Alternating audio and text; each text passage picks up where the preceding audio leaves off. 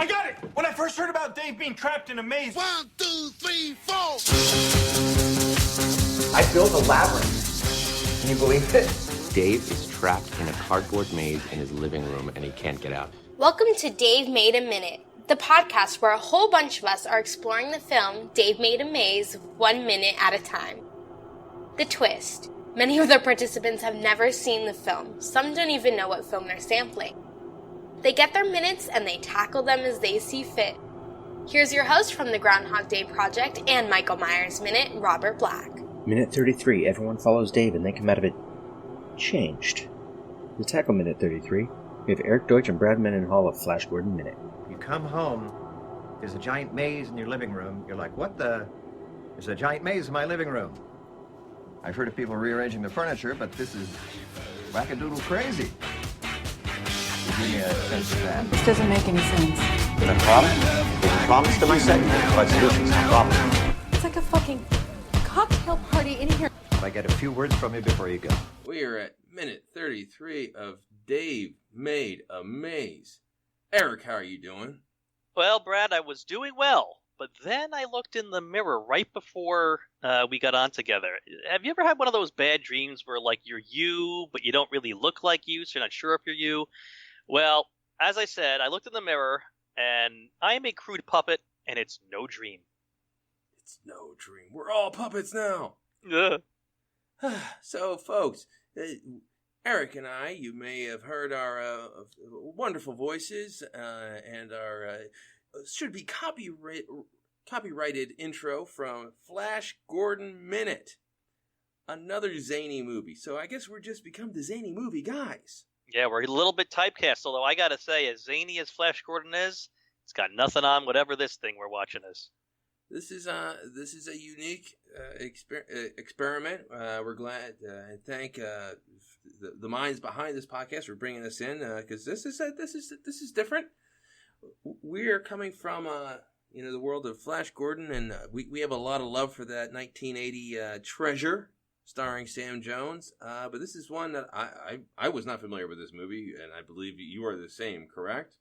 Yeah, never saw the movie, never heard about the movie until we agreed to join this endeavor. And I will say up front that until you looked it up right before we hit the record button, I didn't even know the name of this movie.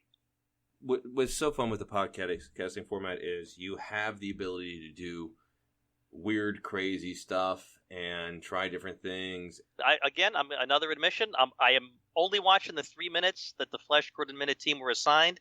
So my comments, I have no idea what sense they're going to make. It's no different for us. So, Eric, you are our recapping guy, and I'm just going to toss this one right into your court. Thank you. Well, the minute starts, we are in the middle of a line of dialogue. A guy who we can only see like from the shoulders up is ending a sentence that says, "Lose you guys." And I'm assuming that maybe like minute 32 ended with him saying, I don't want to lose you guys or something along those lines. But I feel like it would be much better if instead he was saying, I feel like my life would have no meaning if I were to lose you guys. And based on some of the wacky stuff going on in this film, I actually think that could fit. Yeah, it could work either way. Very eye-catching sets here. And you and I, from our home base of Flash Gordon, we're used to some eye-catching sets. This is, and I'm trying to figure of any movie that gave me a similar feel to this. Closest I'm coming to is, did you ever see, I think it was Dogville? No. Okay, well, it's... killed that. Yeah, just drive it. It was a Lars von Trier film starring Nicole Kidman from 2003. I actually didn't like the movie at all. But even more bare bones of set. It was a movie where they had no sets. All they had was like chalk marks on the ground to indicate this is the house, this is the door, this is the church. Now this obviously has a lot more to it than chalk mark, but still a very bare bones feel to it. And a lot of solid colors that pop a little bit. So I'll tell you what, I'm digging the set a little bit. Yeah, I mean it's got kind of an experimental theater feel, to the set design. I mean, I'm sure that as minimal as the set is, I'm sure that the set designer of the movie must have had a blast doing it because it was probably a very unique project. Yeah, I stuff like that's always dangerous, and as we've talked, you and I have talked about, I came from a theater background. I used to do a lot of Baltimore community theater, and all the way back, gosh, till middle school. And the most dangerous thing in the world, it seemed to be especially bad in college, but it can be really dangerous in communities as well, is if you have a really talented set designer who isn't scared of the director, because they will come up with some crazy crap. And I saw it all the time in college, where it's like, I know what I can do, and there's nothing you can do about it because we're both 19.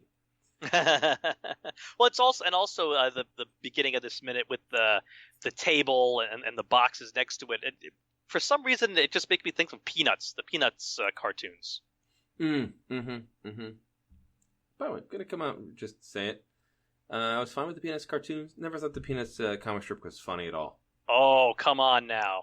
There was a long stretch of years where that comic strip is it's amazing.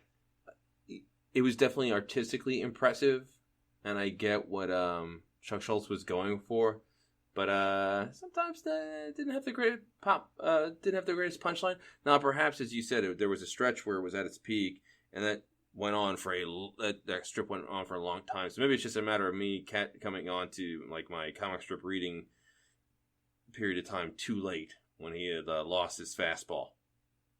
Good comment there about Peanuts, because some of the best stuff was when Charlie Brown was getting knocked down by the fastballs on in the baseball field. Gets all the clothes knocked off. He ends up in his underwear and socks on the pitcher's mound. Great stuff. Yeah. Yeah. Okay, folks. This is a little taste of what Eric and I do. We digression the hell out of stuff. I remember playing Little League, and the wife of the manager of my 9-year-old Little League team would always yell at all our batters, is like, knock his socks off. And she was doing a reference to Peanuts when they would hit Charlie Brown with the comebacker, and he would knock all his clothes off. So she would actually always wear like Charlie Brown shirts and Snoopy shirts to the games to remind us to knock his socks off like Charlie Brown's socks were knocked off. See, and that now, what your manager's wife was saying is now sending me on my own tangent and reminding me of about 10 years ago, there was a movie with Dustin Hoffman called Last Chance Harvey that I never saw, but the commercials for the movie were running ad nauseum on TV, and my wife and I loved to goof on the ad campaign, because at one point in the ad, Emma Thompson says, where are we going? And he says, I'm going to dance your socks off. And we just thought it was such a horribly lame line to include in a marketing campaign. And to us, it just signified this must be an absolutely horrendous movie. Dustin Hoffman saying, I'm going to dance your socks off. I don't know how many people went and saw that movie. I know my movies, and I've never heard of that movie. Someone do Last Chance Harvey Minute. Get on that. Yeah. I'm looking. I actually pulled it up. Dustin Hoffman, Emma Thompson. Love Emma Thompson. James Brolin, Richard Schiff. I like Richard Schiff as well. It was 2008, so 10 years old. Never heard of it. Made some money. Really? It had a $5 million budget and made $32 million. I'm going to go get some crow and eat it for dinner then. Yeah, I mean, it's not like it's not Titanic or nothing. But, no, but come on, the ratio to investment there, I mean, that's incredible.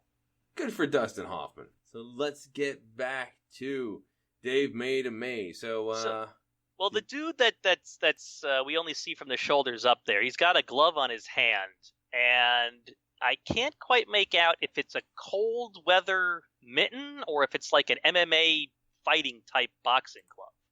Can you figure that out there? Let me see. I'm looking. It's like right at the beginning of the minute. You got to freeze frame it right at the beginning. That's an MMA glove. Okay. That's an MMA glove.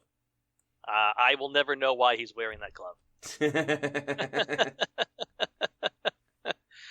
So he disappears into the Charlie Brown table there, and you know, the five other people in the scene here, and you know, again, I know I'm saying people and stuff, but you know, I want to emphasize to everyone, not only did I not watch the movie, I didn't do any research at all whatsoever. So I'm sorry to everyone who's really gotten into this. I don't know the names of any of these characters. But they're very confused, they're very concerned, you can tell by the looks on their faces, yet they all immediately jump down the pink box to follow the guy. And so my thought for that is, wouldn't it be great to have that kind of blind loyalty from a bunch of people to do something that has no basis in physics or reality, and they all just, let's just do it anyway. Oh man, I have a tough enough time convincing people to come on to a podcast to talk about a movie from 1980. It's pretty impressive. I have a feeling there was a cut scene. There was some sort of Goonies-esque, come on, it's our time conversation to get the people to jump down there, because it is a little jarring. They just, he goes down and everyone else, and you don't even see them follow him. You just see a really nifty scene of this paper mache or construction paper piping, and it's a neat physical act where you hear the sound effect where it bumps, and there's some movement on the pipes. Very Warner Brothers cartoon-esque. You would always see that where, I don't know, Bugs Bunny would dive down a pipe. Yep. And you would see the movement, and it was obviously very influenced by that. But there was a missing scene. They cut for time, I believe. But it's a neat scene, and I do like the set, and I do like its design. And you could imagine them doing this animated instead. And I'm glad they went with this construction paper feel, because there's a little bit of a weird heft to it that if they had green screened or animated, it wouldn't have worked nearly as well. Yeah, I agree. I think it looks much better this way. I mean, I wonder if this movie was so low budget, they might not have even had the budget to do CGI, green screen, whatever. And, you know, this was what the budget had, but it works better than I think CGI would have. And you're right. Yeah, the Warner Brothers comparison, I like that. And another movie scene I thought of with the pipes was one of the most gruesome movie deaths I've ever seen. The remake of The Blob, the Kevin Dillon one from the late 80s. There's that guy who's working in the restaurant kitchen, and the sink is clogged, and he sticks his hand in to try to figure out what it is, and the blob just sucks him into the drain of the sink, and you see the metal pipes bulge as it pulls the dude into there. It's a really gross scene, and that's the scene that popped into my head. That's a movie that you have brought up before in conversation. Yes, that's obviously a movie that has messed you up. well, it was a big deal in my hometown because Kevin and Matt Dillon grew up in my hometown, went to my high school. So anything with the Dillons in the 80s when I was a kid was a really big deal. So everyone in my hometown made sure to see The Blob. And yeah, I guess it's one of the first horror movies I guess I saw at an impressionable age, so it stuck with me. A funny thing that happens with movies, and I bet every area has a film or two like that, where the movie that wasn't successful, except for it was filmed somewhere, and not just filmed somewhere, but filmed, and it's an area that doesn't get a lot of movies made, and also takes place there and sort of includes their sort of feel. I know. I live a little bit north of Baltimore. There's a lot of movies filmed in Baltimore, but they usually take place. They're usually filming in Baltimore, but saying that it's set in Washington, D.C. House of Cards is like that. House of Cards takes place in Washington, D.C. A ton of the stuff is filmed in Baltimore. So people don't feel as attached to it, as opposed to the old show Homicide: Life on the Streets, which was in The Wire, two shows that took place in Baltimore and had a very Baltimore feel to it. And so those shows are wildly popular in were wildly popular in Baltimore, because it's like, oh, well, that's the subway in Baltimore. Da-da-da. I remember in college dating a girl who lived outside of Pittsburgh, and there was a movie called Striking Distance with Bruce Willis. it was a bomb movie, but it was filmed in Pittsburgh, and the setting was Pittsburgh, and man, my girlfriend took me to see it like months after it was out, but it was still playing in Pittsburgh theaters and was just completely crowded because people were excited about that movie. That reminds me of when Titanic came out. I was living in a city called Eau Claire, Wisconsin, and it has a small town just north of it called Chippewa Falls, and the Leonardo DiCaprio character in Titanic was from Chippewa Falls. And at one point early in the movie, he actually mentioned something about growing up in Chippewa Falls. And it was just, it was the hugest thing for months and months and months. And I remember when I saw the movie in the theater and he said, growing up in Chippewa Falls, everyone in the theater was like, oh. People are suckers for that. That's why wedding singers mention the name of the bride and groom, but it's like switching out Jack and Diane. People are suckers for that. So what else? We haven't even gotten to like the highlight of this minute. Oh no, So a small colored ball flies out of the bottom of the pipe, and at first what I thought was going to happen was that all of them were going to be combined into some giant paper ball or something like that. But no, I was not at all prepared for what they come out at, because each one of them is a brown paper bag puppet. Yep. I tell you what, whoever did the design did a good job, because you could sort of see, you could tell who was supposed to be what, and not just from the voice acting, but they were able to get a little bit of likeness and then designed it so it was wearing the same clothes, quote unquote. Right. So not bad. Here's the amazing thing. Before this, I can't remember the last time. It's been a long, long time since I last thought of a bag puppet. I think Fandango did a bunch of ads with bag puppets. Yes, they did. Yep. And I remember the world's worst comedian clown at a festival came up to me, and a producer of the producer of Flash Gordon Minute, Jarv Harden, was with me, and we were there with our girlfriends, and a comedian came up and decided, he's like, hey guys, let me make a bag puppet image of your friend here. And he made a bag puppet that was supposed to look like Jarv. He's like, it's just 2 eyes and a tongue. And then he talked a little bit about some like biology article that he read. It's like, you're the worst clown ever. And that's saying something. It's like, the clown from It was a better clown than you. And one of the guys says, I suppose this was only a matter of time as he realizes what has become of them. And so I'm going to speculate a bit here on the first 32 minutes of this movie that I know nothing about. If it was only a matter of time that they turned into paper bag puppets, I'm going to say that I came up with a list of other things they might have already turned into that would leave them to be completely nonplussed by this situation. They could have already been claymation figures. They could have turned into Muppets. They could have been frogs. They could have been stick figures drawn by a 5-year-old. They could have been Transformers. That would have been cool. Yeah. Futurama characters.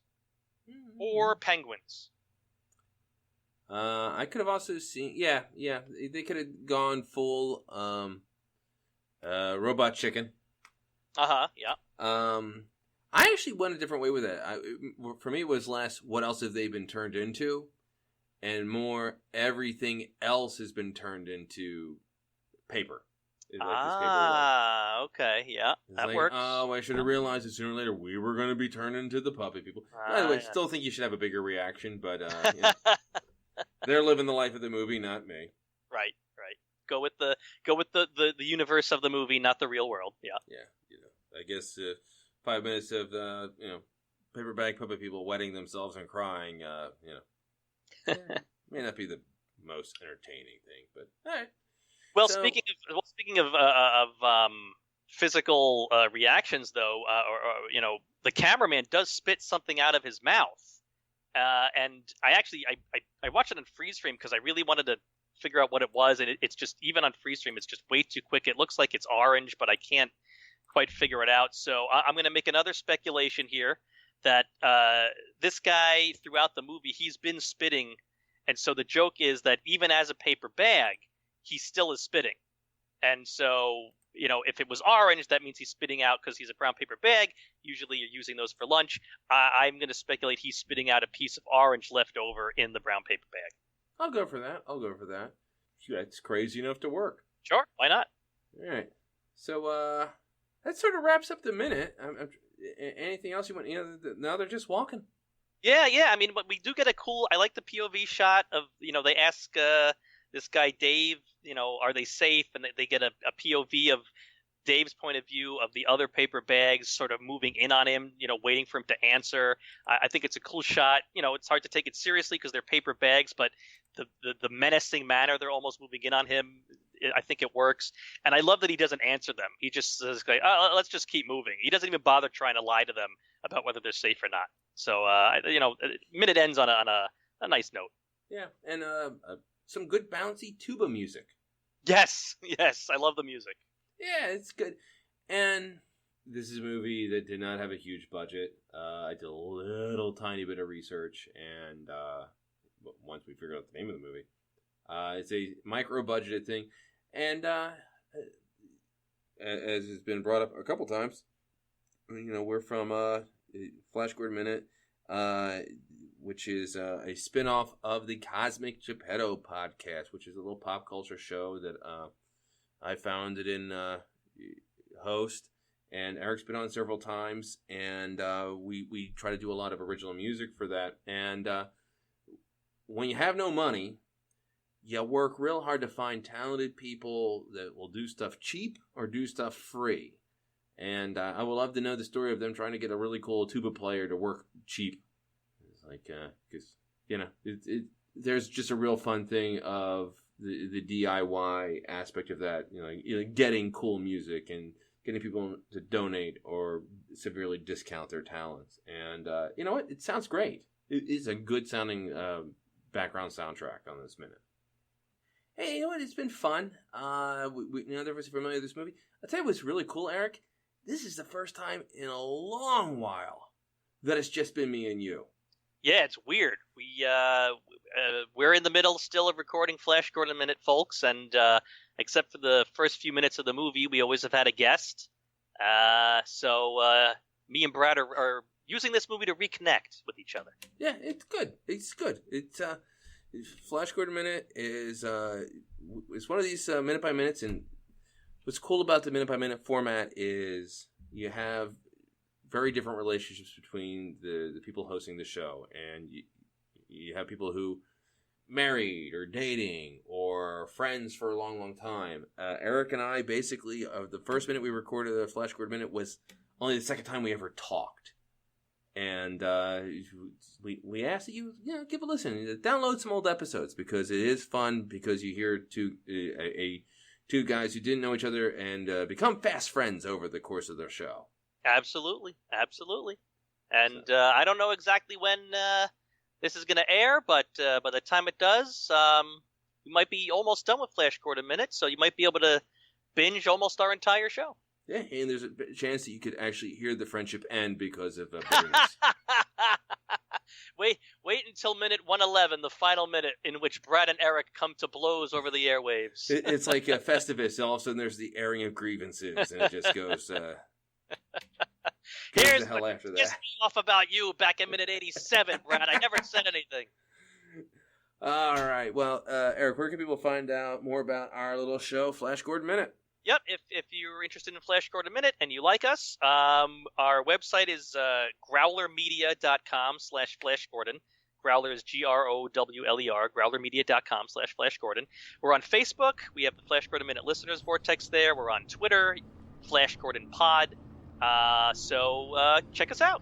All right. Well, we will be back again. So keep listening. I hope you subscribe to this little slice of heaven. It's been a lot of fun, and Eric, I'll talk to you soon. See you at our next minute in the future. And then I can probably disarm all the traps, and then we can finish this maze.